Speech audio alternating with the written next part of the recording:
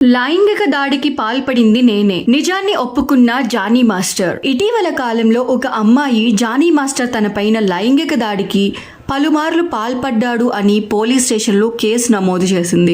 అయితే ఈ విషయం పైన త్వరగా స్పందించిన పోలీసులు కేసు నమోదైన 2 నుండి 3 రోజుల లోపలే జానీ మాస్టర్ ని పట్టుకొని అరెస్ట్ చేశారు. ఇక అందులో భాగంగా విచారణ జరపగా జానీ మాస్టర్ అన్నింటినీ బయటపెట్టాడు. పోలీసులు చెబుతున్న వివరాల ప్రకారం జానీ మాస్టర్ నిజాలన్నీ ఒప్పుకున్నాడు అని తెలిపారు. జానీ మాస్టర్ చెప్పిన వివరాల ప్రకారం 2019లో కావాలనే ఒక దురుద్దేశంతోనే ఆ అమ్మాయిని నా అసిస్టెంట్ గా చేర్చుకున్నాను. 2020లో తనని షూట్ పని మీద ముంబై తీసుకెళ్లినప్పుడు అక్కడ హోటల్లో తనపై లైంగిక దాడి చేశాను. అప్పుడు ఆ అమ్మాయికి 16 సంవత్సరాలు. ఇక ఆ తరువాత కూడా చాలా సార్లు తనపైన లైంగిక దాడి చేయడం జరిగింది అంటూ మాస్టర్ నిజాలని ఒప్పుకున్నాడు. ఆ అమ్మాయికి 16 ఏళ్ల వయసు ఉన్నప్పుడే ఆ అమ్మాయి పైన లైంగిక దాడి చేసినందుకు గాను జానీ మాస్టర్ కి ఫోక్సో చట్టం కింద కఠిన శిక్ష పడే అవకాశాలు తెలుస్తుంది. మరి అదే గనుక జరిగితే జానీ మాస్టర్ కెరీర్ ఇంతటితో ముగిసిపోతుంది అనే చెప్పొచ్చు. చూద్దాం మరి ఈ విషయంలో కోర్టు ఎలా స్పందించి ఎటువంటి చర్యలు తీసుకోనుంది అనేది.